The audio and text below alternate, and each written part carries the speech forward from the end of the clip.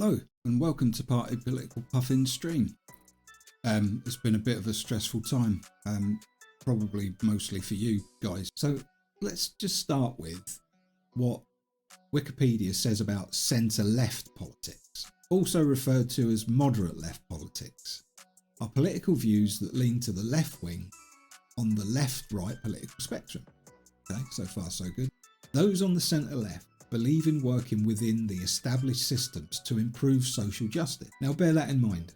They are working within established systems to improve social justice. The centre-left promotes a degree of social equality that it believes is achievable through promoting equal opportunity. The achievement of equality requires personal responsibility in areas in control by the individual person through their abilities and talents, as well as social responsibility in areas outside control by the person in their abilities or talents. Essentially, across the left, people want to improve social justice. The centre-left opposes a wide gap between the rich and poor and supports moderate measures to reduce the economic gap. The centre-left opposes a wide gap between rich and poor. Yeah, I think that's a through line of the left, right? It goes on to say, such as progressive income taxes, laws prohibiting child labour, minimum wage laws, laws regulating working conditions, limits on working hours, and laws to ensure the workers' rights to organise. The centre-left typically claims that complete equality of outcome is not possible, but instead that equal opportunity improves the degree of equality of outcome in society. So you can see that at the top level, like the broad overview, are things that all left-leaning people can get behind. It's when we start to get down into the mechanisms of it that we disagree. But what I'm trying to dispel here is the notion that, he or she has this belief that I'm going to slap a label on.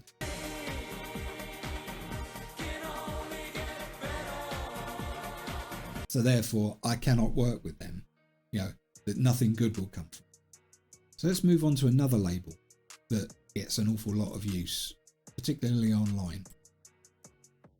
SocDem. Social democracy is a political, social and economic philosophy within the socialist tradition. Yep. As an economic ideology and policy regime, it is described by academics as advocating economic and social interventions to promote social justice. There we go. There's the connection back to centre-left. Within the framework of a liberal democratic polity and a capitalist-oriented mixed economy. But again, at the top level, we're talking about advocating and making changes for social justice. So social democracy, it's invested in social justice for all. It's the way that it goes about it is, through a capitalist system, trying to make some reforms, legislate, to ensure that people are protected. But of course, not all leftists believe that's possible within a capitalist economy and society. Democratic socialism, DemSocs. So democratic socialism is a political philosophy supporting political democracy with a socially owned economy. So again, the through line from the centre left all the way to democratic socialism.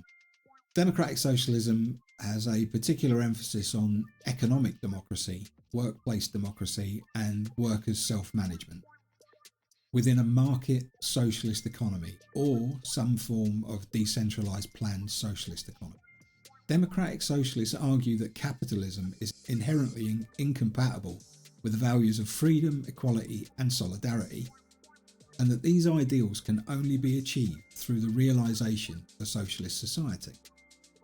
Although most democratic socialists seek a gradual transition to socialism, democratic socialism can support either revolutionary or reformist politics as a means to establish socialism.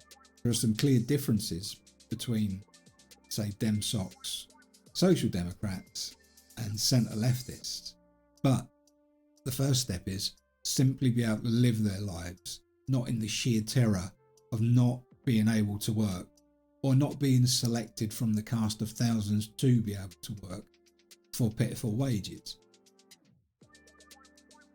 Socialism is a political, social and economic philosophy encompassing a range of economic and social systems characterised by social ownership of the means of production, democratic control such as workers' self-management of enterprises. So what that's referring to is cooperative working, a very equitable way of dealing with the means of production. You know, how do we produce goods and services, and who benefits from it? Social ownership can be public, collective, cooperative, or of equity. It does go on to say, while no single definition encapsulates the many types of socialism, social ownership is one of the common elements. The type of socialism varied based on the role of markets and planning in resource allocation, on the structure of management in organisations, and from below or from above approaches, with some socialists favouring a party, state or technocratic driven approach. Socialists disagree on whether government, particularly existing government, is the correct vehicle for change. So, how are we going to define communism? Wikipedia says communism is a philosophical, social, political and economic ideology and movement whose ultimate goal is the establishment of a communist society, common ownership of the means of production, and the absence of social classes, money, and in some cases, the state completely. As such, communism is a specific form of socialism. If anyone that's watching is familiar with Marx, you're gonna love me, you're gonna love me, you're gonna love me, you're gonna love me, you're gonna love me, you're gonna love me. Marx would illustrate to you that socialism is a step on the road to communism. And just to remind you, communism is a socio-economic order structured upon the ideas of common ownership of the means of production. That's evident in socialism. And the absence of social classes, money, and in some cases the state itself. As such, communism is a specific form of socialism. You see the synergy between these different labels. It goes on to say, communism includes a variety of schools of thought, which broadly include Marxism, that I just mentioned, anarcho-communism, as well as the political ideologies grouped around both, all of which share the analysis that the current order of society stems from capitalism, its economic system, and mode of production. Namely, that in this system there are two major social classes. The relationship between these two classes is exploitative, and that this situation can only ultimately be resolved through a social revolution. Note this is social revolution. According to this analysis, revolution would put the working class in power and in turn establish social ownership of the means of production, which is the primary element in the transformation of society towards communism. I think it probably does go without saying that it is much more complex than has been described there, but of course, in fairness, it is a couple of paragraphs of a definition given by Wikipedia. Anarchism, anarchy, you're an anarchist, gets thrown around a lot. So what does Wikipedia have to say about anarchism? Anarchism is a political philosophy and movement that is sceptical of authority and rejects all involuntary coercive forms of hierarchy. Anarchism calls for the abolition of the state, which it holds to be undesirable, unnecessary and harmful. As a historically far-left movement,